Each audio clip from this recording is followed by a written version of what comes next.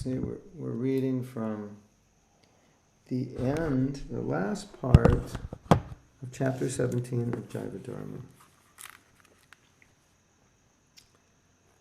So, I skipped ahead a little bit to what I felt were sections that were more relevant. We can have a big yatra, we'll go around the world.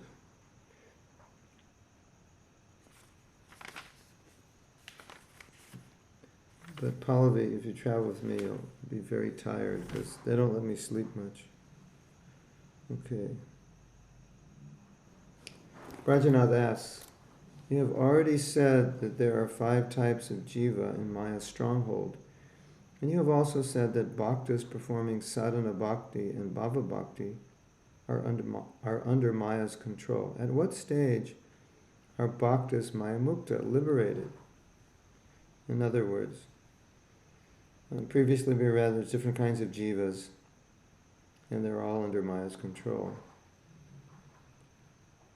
And the jivas are not completely pure. Even in the stage of bhava, it's not completely pure. There's some contamination, some effects of past offenses are still being felt. And bhava is a stage right before prema, and on the stage of prema, then one is liberated. At least according to the textbook understanding. But there's another understanding. There are different definitions of liberation. What does liberation mean? He's asking here, what stage is one liberated from Maya? Now, Babaji says, one is freed from the clutches of Maya from the very beginning of his devotional service. And then you're saying, I don't feel like I'm free from the clutches of Maya. So he explains, but Vastu Gata Mukti, or complete liberation from the 2 material bodies, gross and subtle, is only obtained when one reaches the stage of maturity and sadhana. Before this, a person is liberated to the extent that he is Sarup Gata, aware of his constitutional position. In other words, there's a difference between being aware that you're not the body, aware that you're a servant, and there's a difference between realizing it. So he's saying, and Prabhupada has said this, that we're all, if you take to devotional service, you're liberated. And you say, I don't feel liberated, but when you engage in devotional service, you become purified of sinful reactions, and you do not create further sinful reactions. So that's one definition of liberation. Liberated from past karma. You're not creating any more karma. And then if you continue to engage in devotional service, all those activities of devotional service are transcendental. They're not under the modes of nature. That means those activities are liberated, and if you're engaged in liberated activities, you're also liberated. So one time, a man asked Prabhupada, he said, Prabhupada, Srila Prabhupada, how long does it take to surrender to Krishna? And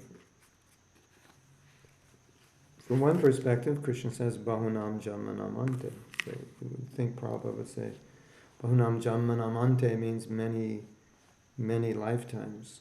So you'd think Prabhupada would say, it might take many lifetimes to surrender to Krishna. And then Prabhupada said, it takes one moment to surrender. And then he explained what he meant by surrender. He said, if you accept Krishna as God, and you accept Krishna's instructions, and accepting his instructions would mean following them, practicing them, he said, then you're surrendered.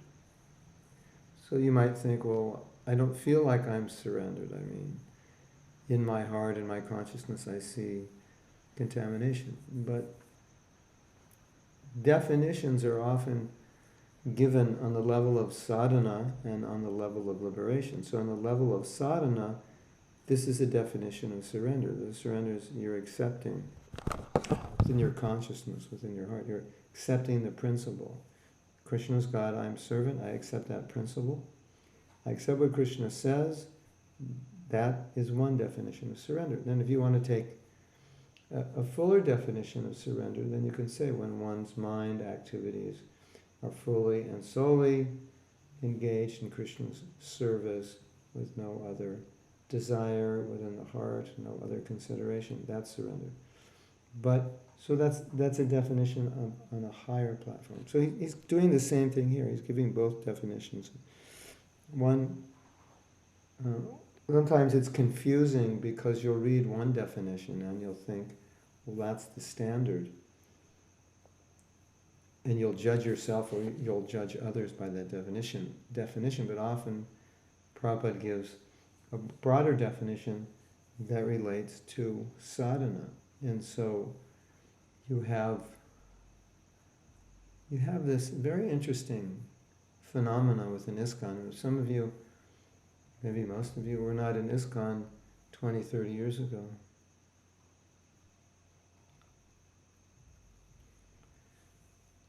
So Sushma says, I feel I'm holding back. Well, it's actually, in a sense, we're not holding back, but it is frustrating. But Maya is holding us back. Our conditioning is holding us back. So you have two aspects, Sushma. You have your free will, then you also have your conditioning of like how much. It's like, okay, I want to be a pure devotee and I want to give more to Krishna. But then, can I be a pure devotee? Yes and no. I can be a pure devotee in terms of serving Krishna with pure motivations, but I can't be a pure devotee in terms of coming to the platform, the constant platform of a pure devotee who has no material hankering or desire. Wow. Marina's kitchen has become a lake. Sorry to hear. So I'll explain this a little. I mean, the sentiment, it's a good sentiment that I want to be a pure devotee, but we shouldn't get too frustrated. We should take it in a positive way. So here, we'll go back to this point. Sue Devi, welcome. Long time no see. I don't want to tell you, Sue Devi, that when I wake up in the morning, the weather, I'm in Mauritius, the weather is 72 degrees and the high is 78, because that would put you in anxiety. Because I know where you're staying, it's very cold. But I just told you, but it wasn't to put you in anxiety. If I put you in anxiety, please forgive me. She's suffering. Maybe you like cold weather, I don't know. So, give you a little history of ISKCON, and I think it's good to understand history, because history shows sometimes the difficulties that we have in understanding the philosophy, and if we misunderstand it, then we misapply it. So the history is that right before Prabhupada left, maybe it was 3 or 4 months, he was becoming very, very ill, and he couldn't really do anything. He was just, the only thing he was doing was either resting or translating, and he was translating by laying down. And someone would hold the microphone to his mouth, someone would read the verse, the purport. And so the devotees approached him and said, there's so many devotees that want initiation, what should we do? And Prabhupada, he appointed different devotees in different parts of the world and said, you decide who should be initiated, you chant on their beads, you give them the name, and you just initiate for me. I can't bother with that. I can't travel anymore. And they said, well, what happens after you leave? And he said, well, then you become guru. And you take your own disciples. They'll be my grand disciples. So some people understood that the 11 devotees that were doing the Ritvik, Prabhupada meant they would continue. Some understand, no, he just appointed them to initiate when he was ill, and then after he left, we would decide some system to decide who would initiate. But that's kind of a moot point now, because it already happened. So what devotees understood at that point, or most of the devotees, they understood that these were the people that Prabhupada appointed, and that they were special, and special or different, or more advanced, and or they got special mercy from Prabhupada. So they kind of got elevated very, beyond the level of Krishna consciousness of everybody else. And they were pure devotees because in Prabhupada's books it says the spiritual master is a pure devotee.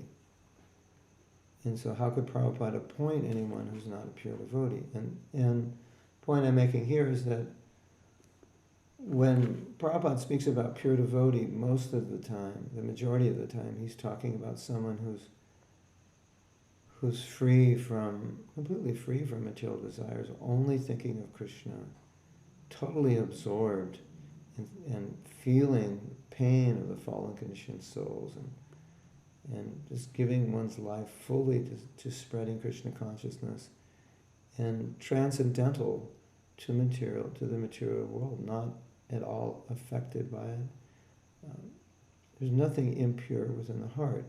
So that's generally how Prabhupada describes a pure devotee, and often that's how he describes a spiritual master.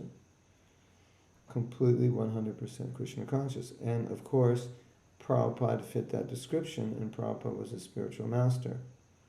So when these new devotees, when after Prabhupada left and these devotees became gurus, there was a thinking amongst the majority of devotees that they, by Prabhupada's Shakti, got elevated to that position, because the thinking was, if he asked them to be guru, which everyone thought he did, or most people thought at that point that he was actually appointing them to be guru, then how could they be guru unless they were on this pure devotional platform, completely 100% like Prabhupada, very much like Prabhupada, because that's what Prabhupada says. Spiritual master of the guru is completely 100% pure devotee, no material contamination, no material desire, nothing but Krishna, 24 hours a day absorbed in Krishna. And then you have the Guru Vashtaka prayers, which we chant every morning in the temple. It says the spiritual master is helping the gopis in the groves of Braj serve Radha and Krishna. So we chant it every morning. We say, yes, this is Prabhupada's position. And therefore, anyone who's guru, this must be his position.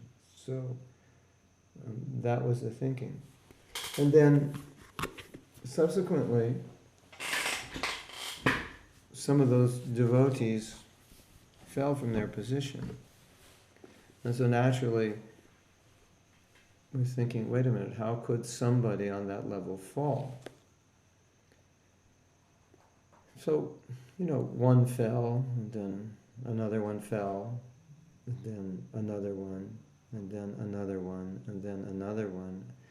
And so people were beginning to understand that they had a misconception about the status of these devotees. And what was happening is, it was very difficult for many of these devotees to accept all the honor that they were getting, to accept all the service they were getting. And they were getting affected by it, negatively affected, becoming proud, thinking they were better than the other devotees. One devotee, and then sometimes in that position even offending other devotees. And once you offend other devotees, then it destroys your bhakti, because Krishna doesn't tolerate offenses. So it was either due to spiritual weakness, because they couldn't handle that level of honor and control, and or because of that, they were making offenses, often to God brothers, which is quite serious. So through that, there was confusion, and then some people were saying, well, they're not pure devotees, otherwise how could they fall down? And the biggest problem was there were devotees that didn't fall down. From that day they were appointed, they never fell down, they never had trouble, they're going on in Krishna consciousness. And then people were saying, well, if these others fell down, then the ones who didn't fall down, they're probably going to fall down, and they're also as impure. So how can they be guru? Because right in Prabhupada's books it says the guru is a pure devotee. So there was a confusion because it was actually, they kept their consciousness, meaning, you mean the good devotee, the ones that didn't fall down? The ones that didn't fall down were fine. It's just they didn't look good anymore because people started doubting them. They were just going on in their Krishna consciousness as always. But when some of their godbrothers started falling, then it cast doubt on them. Well, how? If we thought these others were pure devotees and they fell down, so that means none of them are pure devotees. And then people started doubting, are any of them qualified? Is it only that Prabhupada's qualified, or is it only that we'll be qualified years later? Maybe we have to wait 20 years or 30 years. And so these things came up. And it was a confusing time. And, there were different devotees on different sides of the issue. And even it became difficult for disciples, because sometimes disciples would doubt the status of their guru. Now, it's interesting, because the point I'm getting to, which I'll get to in a minute, is it shows that we misunderstood something in the philosophy, and that caused a problem. So, as I was saying, when they first took the position of guru, there was kind of a stereotyped understanding of guru. That here every morning we're chanting these prayers. It says, my guru, when Mahaprabhu Kirtana Nritya Gita, Bodhitra Majan Manasarasena. My guru, when he chants the kirtan of Mahaprabhu, his hairs stand on end, and tears flow from his eyes.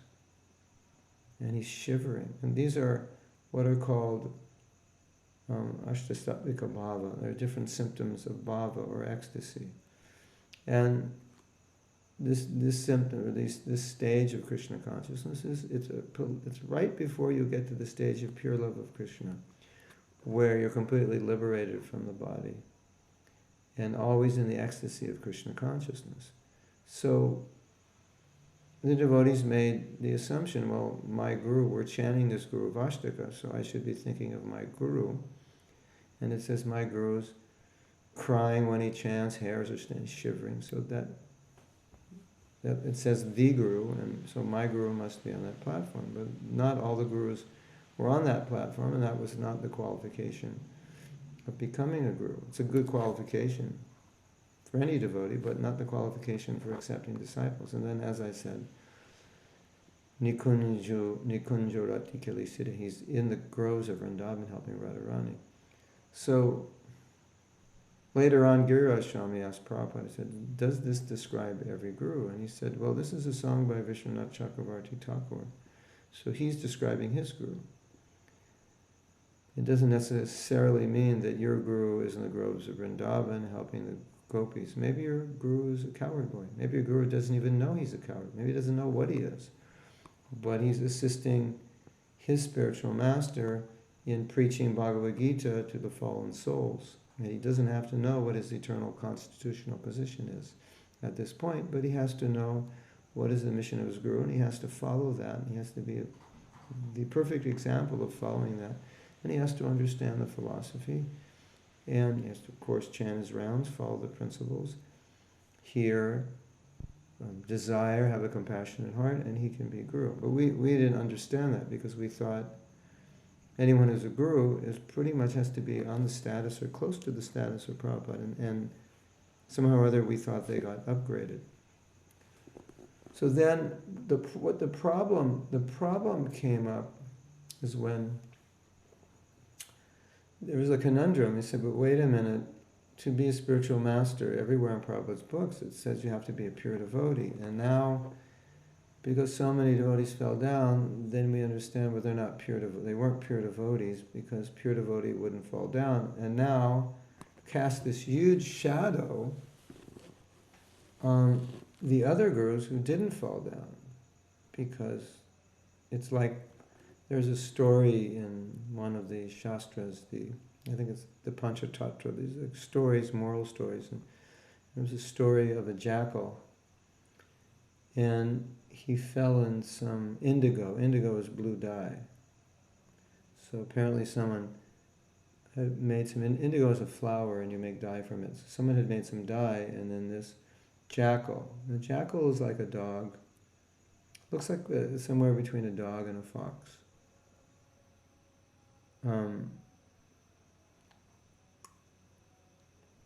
I'll tell the story and then I'll answer Marina's question.